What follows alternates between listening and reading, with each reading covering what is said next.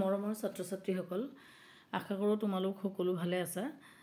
যিহেতু তোমালোকৰ HS first year পৰীক্ষাবোৰ আৰম্ভ হৈছে আৰু যিহেতু তোমালোকে গম পাইছা যে তোমালোকৰ এবাৰ ওএমআৰ চিটত কুৱেশ্যন আহিব কিছুমান ছাবজেক্টত, যেনে পলিটিকেল ছায়েন্স, ইকনমিক্স, ছ'চিয়'লজি, এইখিনি ছাবজেক্টত তোমালোকৰ ওএমআৰ চিট হ'ব। আৰু যিহেতু পলিটিকেল ছায়েন্স ছাবজেক্টটো তোমালোকৰ 20 মাৰ্কছৰ প্ৰজেক্ট ৱৰ্ক হ'ব, গতিকে 80 মাৰ্কছৰ তোমালোকৰ ৰিটেন হ'ব আৰু 80 মাৰ্কছৰ তোমালোকৰ 40 মাৰ্কছৰ তোমালোকৰ ওএমআৰ চিট হ'ব আৰু 40 মাৰ্কছৰ তোমালোকৰ ৰিটেন হ'ব, যিবোৰ 2 নম্বৰীয়া, 3 নম্বৰীয়া, 5 নম্বৰীয়া কুৱেশ্যন আহিব। এতিয়া ওএমআৰ চিটটোৰ ব্যৱহাৰ যিহেতু তোমালোকৰ কাৰণে নতুন হৈছে, সেইকাৰণে ওএমআৰ চিট এখন তোমালোকৰ আগত দাঙি ধৰিছোঁ আৰু লগতে কেইটামান multiple choice MCQ question answer লৈ আহিছোঁ, যাতে তোমালোকৰ অলপ সুবিধা হয়। এতিয়া তোমালোকে চোৱা যে ওএমআৰ চিটখন এনেকুৱা ধৰণে দিয়া থাকিব, একজেক্ট এইটো ফৰ্মেটতে দিয়া থাকিব এনেকুৱা নহয়, কিন্তু এনেকুৱা টাইপৰে হ'ব। এতিয়া ওএমআৰ চিটখনত তোমালোকৰ যিটো ৰেজিষ্ট্ৰেশ্যন নাম্বাৰ ভৰাব লাগিব, ৰোল নাম্বাৰ ভৰাব লাগিব, এইখিনি তোমালোকে দিয়া হৈছে দেখিছাই। য'ত যেনেকৈ ভৰোৱা আছে ভৰাব লাগিব। তাৰপাছত তোমালোকৰ ছিগনেচাৰ থাকিব পাৰে, যদি ছিগনেচাৰ থাকে ছিগনেচাৰ কৰিব লাগিব, ইনভিজিলেটৰ ছিগনেচাৰ আছে।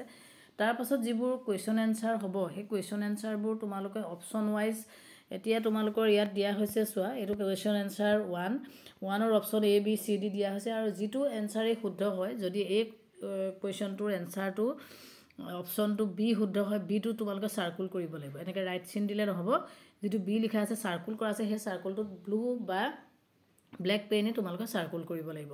খালি দুটা যদি চাৰ্কুল কৰি দিয়া, সেই কুৱেশ্যনটো কেঞ্চেল হৈ যাব। গতিকে আৰু তোমালোকে লেতেৰা নকৰিবা আৰু যিটোৱে কৰা খুব সাৱধানে কৰিবা, যিহেতু তোমালোকে প্ৰথমবাৰ কৰিবা আৰু অকণমান জেগাও যাতে থাকি নাযায়, তোমালোকে সম্পূৰ্ণ চাৰ্কুলটো ভালকৈ কৰিবলৈ চাবা। আৰু কিবা যদি তোমালোকে বুজি নোপোৱা, যিহেতু ইনভিজিলেটৰে তোমালোকক ক্লাছৰুমত যিটো পৰীক্ষা ৰুমত থাকিবা তাত তোমালোকে সহায় কৰিবই, সেইকাৰণে পটককৈ বুজি নোপোৱাকৈ তোমালোকে ওএমআৰ চিটখন ফিল আপ নকৰিবা। গতিকে তেওঁলোকে ইনষ্ট্ৰাকশ্যন দিব, সেইমতে কৰিবা। হ'লেও তোমালোকে আগতীয়াকৈ যদি অলপ ইনফৰ্মেশ্যন পাই যোৱা, তোমালোকৰো সুবিধা হ'ব। সেইকাৰণে মই ওএমআৰ চিটখন তোমালোকৰ আগত দাঙি ধৰিছোঁ আৰু লগতে কেইটামান তোমালোকৰ ওএমআৰৰ কুৱেশ্যন এনচাৰ মই দাঙি ধৰিছোঁ। অলৰেডি মই পাৰ্ট 1ৰ কেইটামান কুৱেশ্যন দিলোঁ, কুৱেশ্যন এনচাৰ। এতিয়া মই পাৰ্ট Bৰ কেইটামান কুৱেশ্যন এনচাৰ দিছোঁ। তোমালোকৰ যিহেতু পলিটিকেল ছায়েন্সৰ পাৰ্ট 1 আৰু পাৰ্ট B দুটা আছে, গতিকে পাৰ্ট 1ৰ মই কেইটামান তোমালোকৰ MCQ দিছোঁ আৰু তাৰ কুৱেশ্যনকেইটাৰ এনচাৰ মই কৈ গৈছোঁ। মই টিক মাৰ্ক দিবলৈ নহ'ল, গতিকে উত্তৰটো মই কৈ যাম, তোমালোকে লিখি ৰাখিবা। এতিয়া তোমালোকৰ পাৰ্ট Bৰ এনেকুৱা ধৰণৰ কুৱেশ্যন আহিব পাৰে যে ভাৰতীয় সংবিধানৰ আৰম্ভণিতে অনুচ্ছেদ কিমান আছিলে। ইয়াত কেইবাটাও অপশ্যন দিয়া হৈছে আৰু ইয়াৰ শুদ্ধ অপশ্যনটো হ'ব 395। ভাৰতবৰ্ষৰ সংবিধানখন গৃহীত হৈছিল, ভাৰতৰ সংবিধানখন কেতিয়া গৃহীত হৈছিলে? 1949 চনৰ 26 নৱেম্বৰত। এইডোখৰতে বহুত এটা কনফিউজন হয়।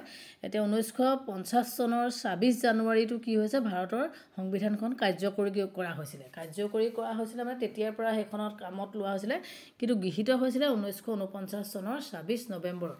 গতিকে ডেটখিনি এনেকুৱা ধৰণে দিয়ে যাতে তোমালোকৰ কনফিউজন হয়, সেইকাৰণে বস্তুটো মনত ৰাখিবা। গতিকে 2 নম্বৰ প্ৰশ্নটোৰ শুদ্ধ উত্তৰটো হ'ব 1949 চনৰ 26 নৱেম্বৰত। ধৰ্মনিৰপেক্ষ শব্দটো সংবিধানখনত অন্তৰ্ভুক্ত কৰা হৈছিলে 42তম সংশোধনীত। তাৰপিছত ভাৰতীয় সংবিধানখন এখন লিখিত সংবিধান। ভাৰতৰ কোনজন সংবিধান সভাৰ খচৰা কমিটিৰ সদস্য কেইবাজনো আছিলে আৰু তাৰ ভিতৰত তোমাৰ কোনজন নহয়, ইয়াত গোপাল কৃষ্ণ গোখলে, বাকী গোটেইকেইজনে সংবিধান সমিতি খচৰা সমিতিৰ সদস্য আছিলে। গতিকে গোপাল কৃষ্ণ গোখলেটো ইয়াৰ শুদ্ধ উত্তৰ হ'ব।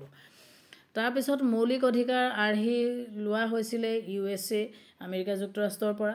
মৌলিক কৰ্তব্য কোনটো সংশোধনীত অন্তৰ্ভুক্ত কৰা হৈছিলে? সেইটো 42তম সংশোধনী। অস্পৃশ্যতা বৰ্জন কৰা হৈছিল এক সমতাৰ অধিকাৰ। মৌলিক অধিকাৰ সংবিধানত অন্তৰ্ভুক্ত কৰা হৈছিলে 3য় অংশত আৰু মৌলিক কৰ্তব্যসমূহ অন্তৰ্ভুক্ত কৰা হৈছিলে 4ৰ্থ অংশত। গতিকে এইখিনি তোমালোকৰ মই মেইন শুদ্ধ অপশ্যনটো মই কৈ গৈছোঁ, তোমালোকে সেইটো লিখি ৰাখিবা। তাৰপাছত তলৰ কোনটো তোমালোকৰ কাৰ্যনিৰ্বাচন আয়োগৰ সম্পাদন নকৰে? ইয়াত এইটো প্ৰাৰ্থী মনোনয়ন কৰাটো।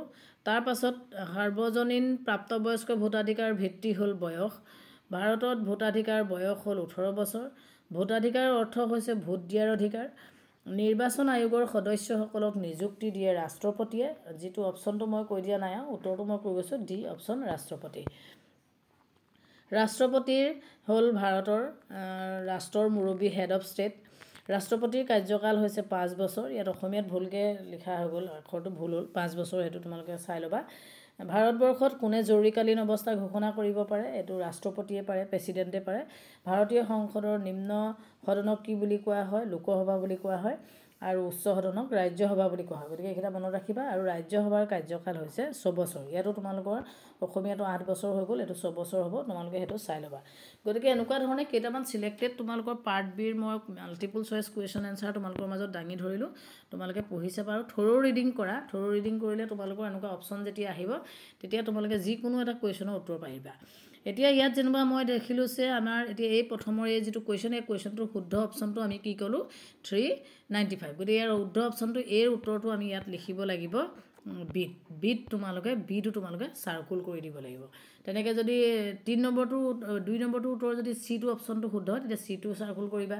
3 নম্বৰটো যদি শুদ্ধ অপশ্যনটো এ হয়, এইটো চাৰ্কুল কৰি দিবা। গতিকে একেটা প্ৰশ্নৰ উত্তৰ কিন্তু দুবাৰ চাৰ্কুল কৰিলে কুৱেশ্যনটো ভুল হৈ যাব, তোমালোকক কেঞ্চেল কৰি দিব। গতিকে সেইকাৰণে তোমালোকে সাৱধানে কৰিবা। আৰু এনেকুৱা ধৰণেই মাৰ্কশ্বিটখন আহিব আৰু তোমালোকে ক'তো যাতে লেতেৰা নহয়, দাগ নালাগে, তাৰ কাৰণে সাৱধান হৈ কৰিবা। আৰু মই বাৰে কৈছোঁ যে যিহেতু তোমালোকে মাৰ্কশ্বিটখন পোৱাৰ লগে লগে ফিল আপ নকৰি ইনভিজিলেটৰৰ গোটেই কথাখিনি ভালকৈ সুধি ল'বা কেনেকৈ ফিল আপ কৰিব লাগে, তেওঁলোকে ধুনীয়াকৈ তোমালোকক বুজাই দিব। গতিকে মই তোমালোকক এটা আইডিয়া দিবৰ কাৰণে ভিডিঅ'টো বনালোঁ। কিবা যদি তোমালোকৰ কনফিউজন থাকে মোক জনাবা। ধন্যবাদ।